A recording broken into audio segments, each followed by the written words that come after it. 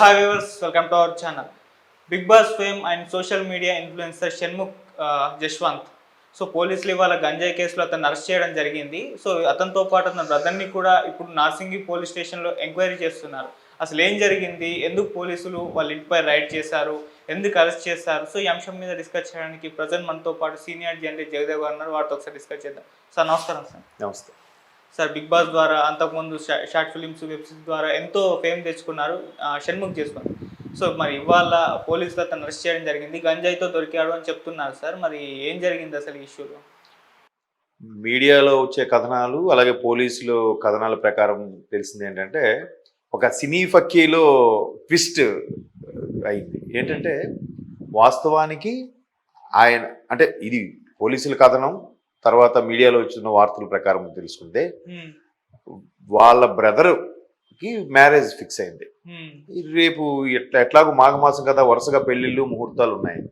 So ఇంకొక వారం రోజుల్లో ఆవిడతో పెళ్ళి ఒక ఆవిడ పెళ్ళి ఉందని అనుకుంటుండగా ఈలోగా మరి పెద్దలు కుదిర్చిన నిశ్చయం అంటే ఇలాగే ఉంటుంది, కొన్నిసార్లు చెప్పుకోలేక బాధపడలేక.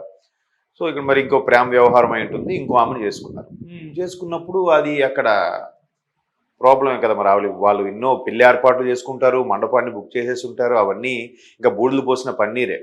అవన్నీ అట్లా జరుగుతున్నప్పుడు ఎలా ఉంటుందంటే ఒక్కసారిగా మనస్తాపానికి గురవుతారు. అటుపక్క అమ్మాయి కూడా చాలా ఆశలు పెంచుకుంటారు, వీలే కాబోయే భర్త అన్నట్టు ఫీల్ అవుతారు. అంత జరిగినప్పుడు ఒక్కసారిగా ఇట్లా జరిగినప్పుడు మనస్తాపం చెందుతుంది.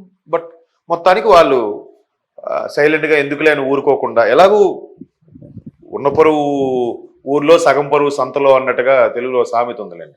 అలాగా పరువు పోయే అంశం కాబట్టి సరేలే అని చెప్పి కంప్లైంట్ చేద్దాం డిసైడ్ అయ్యారు. నిజంగా ఒక విధంగా చెయ్యాలి కూడా, లేదా వీళ్ళైనా వెళ్ళి వాళ్ళకి సారీ చెప్పడము, ఇట్లా మా అబ్బాయి చేసిన దానికి మేము అంటున్నాను ఏదో చెప్పాలి.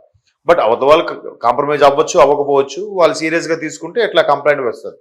అయితే ఇక్కడ కంప్లైంట్ ఇచ్చినప్పుడు విచారించడానికి అరెస్ట్ అని కాదు, కానీ పోలీసులు ఏంటంటే అలా కంప్లైంట్ చేసేటప్పుడు ఏం జరిగింది ఏంటని విచారించడానికి లేదా వాళ్ళు ఫోన్ చేసి పిలిపించడానికి ప్రయత్నిస్తారు. వాళ్ళు దొరకనప్పుడు, ఫోన్కు అందుబాటులో దొరకనప్పుడు కూడా వెళ్ళి తీసుకురావడానికి ప్రయత్నిస్తారు. మ్యాక్సిమం ఫోన్ చేస్తారు, పిలిపిస్తారు కౌన్సిలింగ్ చేయించడానికి, లేదా ఏం జరిగింది సెటిల్మెంట్ చేయడానికి అన్నట్టు చూస్తారు. ఆ పరిధి దాటిపోయినప్పుడు వెళ్ళి అరెస్ట్ చేసి తీసుకురావడానికి లేదా ఒక కానిస్టేబుల్ పంపించి తీసుకురావడం జరుగుతుంది. అట్లాంటి సందర్భంలో వాళ్ళ అన్నయ్యని, అతని పేరు మర్చిపోయాను, సంపత్, అతను సంపత్ని తీసుకురావడానికి వెళ్ళినప్పుడు అక్కడ ట్విస్ట్ అనమాట. పోలీసుల కథనం ప్రకారం ట్విస్ట్ ఏంటంటే ఈయన డ్రగ్స్ తీసుకుంటున్నట్టుగా రెడ్ హ్యాండెడ్గా పట్టుబడ్డాడు. అది చూడండి అసలు, అంటే ఒకదాని కోసం వెళ్తే ఇంకోటి ఇష్యూ అయినట్టు. టైం బ్యాడ్ అంటే అదే. వీళ్ళైనా పట్టపగలు రెడ్ హ్యాండెడ్గా అట్లా ఇంట్లో చేయడం అనేది కరెక్ట్ కాదు. ఇంకోటి ఏంటంటే ఇప్పుడు పెద్ద పెద్ద స్టార్లు ఉన్నారు, అంత పెద్ద పెద్ద హీరోలు ఉన్నారు, వాళ్ళందరూ ఇంకా అరే మనకి ఇంకా ఎలా ఉంది పరిస్థితి, నెక్స్ట్ ఏంటి, ఒక ప్రీవియస్ హిట్ లేకపోతే ఏ స్టార్కైనా అది జీరోనే. ఎందుకంటే కమల్ హాసన్ గారు ఒకసారి ఇంటర్వ్యూలో ఏం చెప్పారంటే ఎంత సూపర్ స్టార్కైనా what is your business card, I mean visiting card ఏదయ్యా అని అంటే యువర్ ప్రీవియస్ హిట్టే యువర్ బిజినెస్ కార్డ్ అని. అంతే కదా, వరుసగా 2 ఫ్లాప్లు అయ్యాయి అనుకోండి, ఇంకా ఆయనకి ఎవరు టచ్ చేయరు, ఏ ప్రొడ్యూసర్ వెళ్ళడు, ఏ డైరెక్టర్ కథ వినిపించడానికి నచ్చడు, ఏ ఛానల్స్ వాళ్ళు కూడా ఇంటర్వ్యూకి పిలవరు. ఇట్లా ఉంటుంది పరిస్థితి. అట్లా ఉన్న వాళ్ళు చాలామంది నేను చూశాను. నేను ఒకసారి అరే ఒకప్పుడు ఎంతమంది వెంటబడేవారు, ఒక్కరు కూడా పిలవట్లేదని మనస్తాపానికి గురై కొంతమంది సూసైడ్ చేసుకున్న సందర్భాలు కూడా మనం చూసాం. ఇప్పుడు పేర్లు అనవసరం కానీ. సో అట్లాగే ఈయన ఇంకా యూట్యూబ్లోనే ఉన్నారు. ఈయన బిగ్ బాస్ రన్నర్గా వచ్చారు, దానికే పెద్ద స్టారు ఇది అనుకుంటే ఎట్లా? అది అలా అనుకుంటున్నాడో లేదో విషయం పక్కన పెడితే ఈయన ఇట్లాంటి డైవర్షన్ కదా ఇది. అట్లా తీసుకున్న వాళ్ళు చాలామంది ఇబ్బంది పడిన వాళ్ళు చూసాము. తర్వాత రిహాబిలేషన్ సెంటర్కి వెళ్ళి రికవర్ అవ్వడము, లేదంటే జీవితాలు పాడు చేసుకోవడము, ఇట్లా చాలామంది అవుతున్నాయి కదా. అట్లాంటి ఇంకా అప్కమింగ్ యంగ్ హీరోగా ఉండాల్సిన వ్యక్తి పోనీ ఇట్లాగా షార్ట్ ఫిల్మ్స్లోనో లేదంటే వెబ్ సిరీస్లోనో యాక్టివ్గా ఉండే ఇంకా స్థాయి పెంచుకునేలా ఉండాలి. కానీ ఒకసారి ఈ మాత్రం యూట్యూబ్లో వచ్చిన ఇమేజ్కి, బిగ్ బాస్లో వెళ్ళాం కదా అన్నంత ఇమేజ్కి ఇదే లైఫ్ అనుకొని వెంటనే పక్కదోవ పడితే ఏమవుతుంది అంటే మీరు అనొచ్చు ఇంకా చాలా మంది ఉన్నారు కదా సార్ ఇండస్ట్రీలో దొరకని వాళ్ళము. నిజమే, దొరికితేనే దొంగ, దొరకపోతే దొర ఎవడైనా సరే. బట్ ఈయనకి అవసరం లేదు కదా. ఇంతకుముందు కూడా ఒక 1.5 years 2 years బ్యాక్ కూడా ర్యాష్ డ్రైవింగ్ చేశారు ఏదో అన్నట్టుగా, I mean drunk and drive అనేమో, ఏమో అప్పుడు కూడా ఇట్లాగా డ్రగ్స్ గట్రా తీసుకున్నారేమో. అసలే ఒకవైపు టాలీవుడ్ ఇండస్ట్రీని డ్రగ్స్ వ్యవహారం కుదిపేస్తుంది కదా. మొన్నటి వరకు ఆయన పేరేంటి, సైడ్ రోహిత్ కాదు, రోహితేనా, సైడ్ క్యారెక్టర్స్ అవి చేసేవారు ఆయన. ఆయన వ్యవహారం ఆయన దొరకలేదు, అరెస్ట్ చేయాలి, చాలా కాంటాక్ట్స్ ఉన్నాయనుకున్నారు. గతంలో రవితేజ గారి బ్రదర్ కూడా ఇట్లాగ ఇష్యూ జరిగింది. తర్వాత పూరి జగన్నాథ్ గారిని, చార్మి గారిని కూడా ఎంక్వైరీకి పిలిచారు. ఇట్లా అన్ని ఇష్యూస్ నడుస్తున్నప్పుడు జాగ్రత్తగా ఉండాలి కదా. ఇప్పుడు ఏమైంది, ఒకటి వాళ్ళ అన్నయ్య ఎవరో అమ్మాయిని చేసుకున్నారని ఇష్యూ కన్నా ఇది ఎక్కువ పెయిన్ అయిపోయింది. ఇప్పుడు ఇద్దరిని తీసుకెళ్లి విచారించాల్సిన పరిస్థితి వచ్చింది. ఇప్పుడు ఇద్దరిని తీసుకెళ్లడంతో పాటు అసలు మీకు ఎక్కడి నుంచి వస్తున్నాయి సప్లై, ఎవరు చేస్తున్నారు, ఎవరు దీనికి మెయిన్ సూత్రధారి, ఇంక ఈ తీగంతా లాగుతారు. పెద్ద పెద్ద వాళ్ళ వ్యవహారాలు అనుకోండి, మీరు అనుకున్నట్టు కామప్ అయిపోతాయి.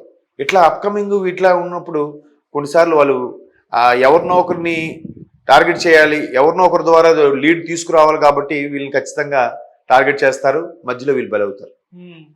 అది ఎంత దూరం తీసుకెళ్తాయంటే చాలా ఇష్యూస్ అవుతాయి కదా. సో అలాంటప్పుడు కొంచెం జాగ్రత్తగా ఉండాల్సింది. ఒకవేళ ఉన్న పోనీ అలవాటు, మీరు అన్నట్టు దొరికినోడు కదా దొరకనోడు అని అనడానికి, మీరు మిగతా టైంలోనే ఎప్పుడో చేయొచ్చు కదా. పట్టపగల వీళ్ళు వెళ్ళి అరెస్ట్ చేయడానికి వెళ్ళినప్పుడు ఈయన ఈ విషయంలో దొరికాడంటే అదేదో సినిమా ఫక్కీలో జరిగినట్టుగా లేదు. లేదా ఎవరైనా ఇన్ఫార్మ్ చేశారా పోలీసులకి, అలా కూడా ఉండొచ్చు. లేదంటే జనరల్గా ఫోన్ చేసి రండి కౌన్సిలింగ్ పిలిపించి, లేదంటే మీ మీద కంప్లైంట్ వచ్చింది ఒకసారి స్టేషన్కి రావాల్సి ఉంటుంది అని చెప్పే నేపథ్యంలో డైరెక్ట్గా ఇంటికి వెళ్ళారంటే ఇట్లాంటి ఇన్ఫర్మేషన్ ఏమైనా వచ్చిందేమో. పోలీసులు కూడా ఇన్ఫార్మర్స్ ఉంటారు, అటువంటి నేపథ్యంలో ఈయన పట్టుకున్నారేమో. ఇంకా కెరియర్కి మచ్చ అయిపోతుంది కదండి, ఇలాంటివన్నీ ఇష్యూస్ అవుతాయి. అంతకుముందు నేను కూడా విన్నాను, ఆయన ఇలాగ యూట్యూబ్తో ఉన్నప్పుడు మరొక యూట్యూబ్ స్టార్తో ప్రేమలో ఉండేవారు అని సోషల్ మీడియాలో బాగా వైరల్ అయ్యాయి. ఆ పేరు ఇప్పుడు అనవసరం కానీ. సో ఆ తర్వాత అది ఎందుకో చెడింది అన్నట్టు కూడా వార్తలు ఉన్నాయి. అందులో ఎంతవరకు వాస్తవం తెలియదు. మేబీ ఇలాంటి వ్యవహారాల వల్ల చెడు ఉండొచ్చు కూడా, అంతే కదా. ఎవరు కూడా ఎందుకు ఊరికే ఎడమొహం పెడమొహంలా ఉంటారు. కొన్ని నచ్చనివి, కొన్ని సీరియస్ ఇష్యూస్ కానీ, లేదంటే ఎట్లాంటివే పోలీసులు అయితే మెడకు చుట్టుకుంటుంది కదా. ఇప్పుడు వాళ్ళు కూడా పెద్ద పెద్ద వాళ్ళు కూడా ఏం చేస్తారు, ఎవరినో ఒకరిని బలిపశువు చేయాలి కాబట్టి ఇట్లాంటి వాళ్ళని ఇంకా టార్గెట్ చేస్తారు. ఇంకా చాలా కెరీర్ ఉన్న వ్యక్తి కదా. అట్లా అంటే ఒక్కొక్క బలహీన క్షణం, ఒక్కోసారి టైం బ్యాడ్, అట్లా డైవర్షన్ తీసుకోవడం జరుగుతుంటుంది. చాలాసార్లు హీరో సుమన్ గారు కూడా అదే చెప్పారు.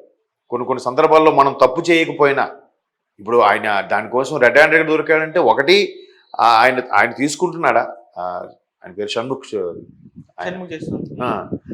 ఆయన తీసుకుంటున్నాడా లేదా అక్కడ ఉంటే దొరికాయా, లేదంటే ఆయన ఇంకెవరికైనా ఇవ్వడానికి అక్కడ ఉంచాడా, లేదంటే ఎవరో వేసిన వలలో ఇనిచుక్కున్నాడా అనేది ఇంక పూర్తి స్థాయిలో తెలియదు.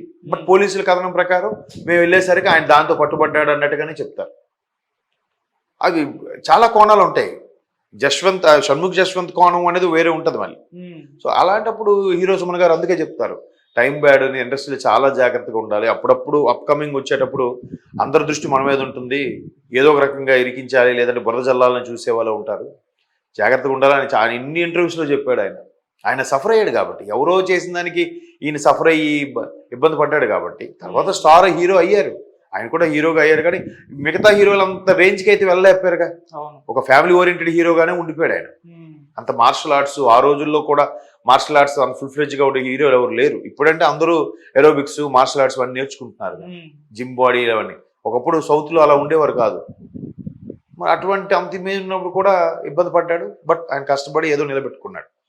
మరి ఇంకా అప్కమింగ్ కదా, యూట్యూబ్ నుంచి పూర్తి స్థాయిలో ఆన్ స్క్రీన్కే రాలేదు, వెండి తెరకి రాలేదు, బిగ్ స్క్రీన్కి, స్మాల్ స్క్రీన్కి వచ్చారేమో కానీ, ఐ మీన్ యూట్యూబ్ ఇట్లాంటి వాటికి. కాబట్టి జాగ్రత్తగా ఉండాల్సిందే. చూద్దాం మరి ఎలాంటివి జరిగినప్పుడైనా మరికొంతమంది యూట్యూబర్లు కానీ, లేదా ఇప్పుడిప్పుడే షైన్ అవుతున్న యాక్టర్స్ కానీ, స్టార్స్ కానీ జాగ్రత్తగా ఉంటే మంచిది. అవి దొరకడం, పట్టుబడ్డము అవన్నీ ఎంజాయ్ అని అనుకుంటే అవి అక్కడితోనే ఎంజాయ్ లాస్ట్ అయిపోవచ్చు. చాలా మంది ఇబ్బంది పడతారు. అవి తర్వాత ఎవరు దగ్గరికి కూడా చేరరు. ఇష్యూస్ వచ్చినప్పుడు అందరూ హ్యాపీగా ఉన్నప్పుడు, వాడు సంపాదిస్తున్నప్పుడు, వాడు ఫేమ్ ఉన్నప్పుడు పక్కన నా ఫ్రెండ్ రా, నా ఓడర్ అని అంటారు. ఇట్లాంటి విషయం దొరికితే ఇంకెవడు మా ఫ్రెండ్ లేదండి జస్ట్ ఫ్రెండ్ అండి, ఫ్రెండ్ ద్వారా పరిచయం అండి, ఎట్లా మాట్లాడతారు. ఇప్పుడు తెలిసి వస్తుంది అసలు లైఫ్ ఏంటంటే. సో అందరికీ రిక్వెస్ట్ ఏంటంటే, ఇట్లాంటి ఊరి గురించి దూరంగా ఉండి జాగ్రత్తగా కెరీర్ బిల్డ్ చేసుకుంటే బాగుంటుందని నా అభిప్రాయం. మరి ఎవరైనా అనుకున్న టైం డెస్టినీ అని ఉంటుంది కదా, అది ఎటు తీసుకెళ్తుందో ఒక్కొక్కసారి చెప్పలేం. వాళ్ళు ఎంత కంట్రోల్గా ఉన్నా పక్కవాడు ఇన్ఫ్లుయెన్స్ చేయొచ్చు.